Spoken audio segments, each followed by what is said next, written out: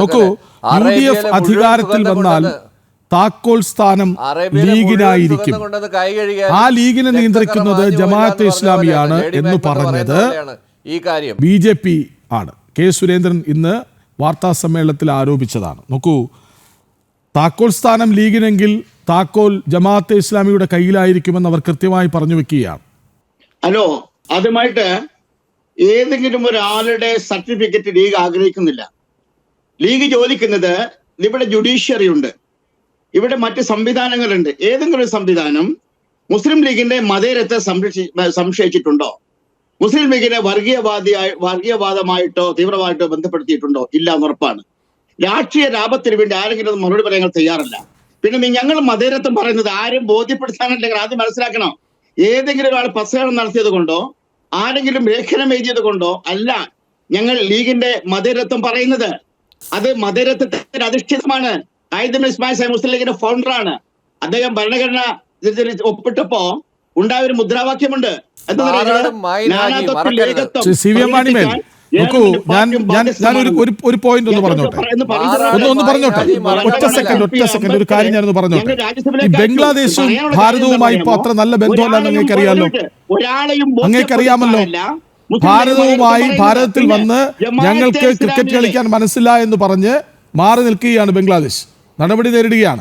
മറ്റൊന്ന് ഞാൻ പറഞ്ഞോട്ടെ, ബംഗ്ലാദേശിൽ ഹിന്ദുക്കൾക്ക് നേരെ ഉണ്ടായ നരനായാട്ട് അങ്ങും വായിച്ചിട്ടുണ്ടാകും. അതേ ബംഗ്ലാദേശിലെ ജമാഅത്തെ ഇസ്ലാമിയുടെ അധ്യക്ഷൻ ഷഫീഖുർ റഹ്മാൻ്റേതടക്കം ജമാഅത്തെ ഇസ്ലാമിയുടെ വാരികയിൽ അഭിമുഖം വരികയാണ്. എന്തിന്? IB അന്വേഷിക്കുകയാണ്. അപ്പോൾ ജമാഅത്തെ ഇസ്ലാമിക്ക് ഇപ്പോഴും പരിപാവനമായൊരു മുഖമുണ്ടെന്ന് അങ്ങ് വിശ്വസിക്കുന്നുണ്ടോ? ജമാഅത്തെ ഇസ്ലാമിയുടെ പ്രവർത്തനങ്ങളെ വെള്ളപൂശേണ്ട ബാധ്യത മുസ്ലിം ലീഗിനില്ല. നിങ്ങൾ ആദ്യം മനസ്സിലാക്കണം. ഞങ്ങൾ പറയുന്നത് ലോകത്തെവിടെ മനുഷ്യർ ആക്രമിക്കപ്പെട്ടാലും ഞങ്ങൾക്കതിൽ ദുഃഖമുണ്ട്. നമ്മൾ മുസ്ലിം സമുദായത്തിന്റെ പേരിൽ എവിടെയും അക്രമം നടന്നിട്ടുമില്ല. ചില മുസ്ലിങ്ങൾ അങ്ങനെയാണെങ്കിൽ അത് ലീഗോ സമുദായമോ ഉത്തരവാദിയുമല്ല. മറ്റൊന്നുകൂടി പറയാം, മുസ്ലിം ലീഗിന് ജമാഅത്തെ ഇസ്ലാമിയുടെ മാത്രമല്ല ആരുടെയും ലീഡർഷിപ്പിന്റെ ക്വാളിറ്റി കൊണ്ട് ഞങ്ങളെ ഭരിക്കാൻ ഒരിക്കലും ആർക്കും കഴിയില്ല. എന്തുകൊണ്ടെന്നറിയാമോ? മുസ്ലിം ലീഗിന്റെ ലീഡർഷിപ്പ് എന്ന് പറയുന്നത് എല്ലാം കൊണ്ടും പര്യാപ്തമാണ്. വിദ്യാഭ്യാസപരമായും സാംസ്കാരികപരമായും രാഷ്ട്ര പുനർനിർമ്മിതിയുടെ പ്രവർത്തനങ്ങളായാലും ഞങ്ങൾ എല്ലാം കൊണ്ടും വളരെയേറെ പക്വമതിയുള്ളൊരു നേതൃത്വ പാർട്ടിക്കുള്ളത്. അതുകൊണ്ട് തന്നെ ജമാഅത്തെ ഇസ്ലാമിയുടെ സഹകരണത്തോടു കൂടി ലീഗ് പ്രവർത്തിക്കുന്നു പറഞ്ഞാൽ അത് അബദ്ധമാണ്. ലീഗിനെ വായിക്കാൻ കഴിഞ്ഞിട്ടില്ല. നിങ്ങൾ ആദ്യം മുസ്ലിം ലീഗിനെ വായിച്ചെടുക്കേണ്ടത് വർത്തമാനകാല ഇന്ത്യൻ സാഹചര്യത്തിൽ കേരളത്തിൽ ഭൂരിപക്ഷമുള്ള ഒരു സമുദായ ഒരു പാർട്ടിയുടെ ഭരണഘടന അനുസരിച്ചുള്ള പ്രവർത്തനങ്ങളെ വിലയിരുത്തിയിട്ടാണ് നിങ്ങൾ പറയേണ്ടത്. അതൊന്നുമല്ലാതെ ആരെങ്കിലും പറഞ്ഞ് ഞങ്ങൾ ഉത്തരവാദികളല്ല. ഒന്നുകൂടെ പറയാം, മുസ്ലിം ലീഗ് പറയാതെ സതീശൻ ജമാഅത്തെ ഇസ്ലാമിയുടെ വോട്ട് നിങ്ങൾക്ക് വേണമെന്ന് പറയുമെന്ന് വിശ്വസിക്കാൻ കേരളം തൽക്കാലം കഴിയുമെന്ന് എനിക്ക് തോന്നുന്നില്ല. മനുഷ്യർ ശ്രയിക്കപ്പെട്ടിട്ടുണ്ട്, ആളുകൾക്ക് ഭക്ഷണം ലഭിച്ചിട്ടുണ്ട്, ആളുകൾക്ക് വെള്ളം ലഭിച്ചിട്ടുണ്ട്. എവിടെയാണോ മുസ്ലിം ലീഗിന് ഭൂരിപക്ഷം ഇല്ലാത്തത് കേരളത്തിൽ, അവിടെ പ്രശ്നങ്ങൾ ഗുരുതരമാണ്.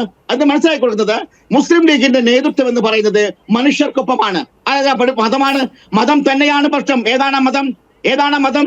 ഇരുട്ടിൽ നിന്നും വെളിച്ചത്തിലേക്ക് നയിക്കുന്ന മതം, മനുഷ്യനെ സംസ്കാരത്തിലേക്ക് നയിക്കുന്ന മതം. ഞാൻ ചോദിക്കട്ടെ, കമ്മ്യൂണിസ്റ്റ് രാജ്യങ്ങളിൽ എന്തേ തകർക്കപ്പെട്ടു പോയത്? സോവിയറ്റ് റഷ്യ ആദ്യം പഠിപ്പിച്ചെന്താണ്? അറബികൾ ചണ്ടന്മാരാണ്, നരഭോജികളാണ്.